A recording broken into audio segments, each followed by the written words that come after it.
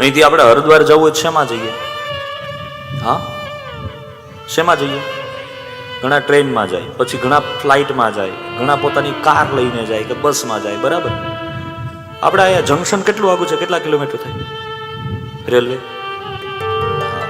હવે ત્યાં જઈએ તો ત્યાં શું પડ્યું હોય? ટ્રેન પડી હોય. ટ્રેનમાં અલગ અલગ ડબ્બાઓ હોય, 3 ટાયર હોય, 2 ટાયર હોય, ફર્સ્ટ એસી હોય, સ્લીપર કોચ હોય. શું કહેવાય એને? ટ્રેન. પણ ક્યારે? જો એન્જિન સાથે જોડાયેલું હોય તો. એન્જિનથી છૂટું પડેલું ભલે ને ફર્સ્ટ એસી હોય, કહેવાય શું? હે? વાહ વાહ. ટ્રેનના એન્જિનથી છૂટું પડેલું હોય તો એને કહેવાય ડબ્બો.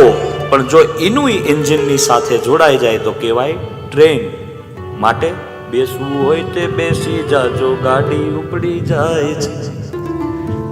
અહીંથી સુરતથી હવે હાલે છે કૈલાસની ટ્રેન.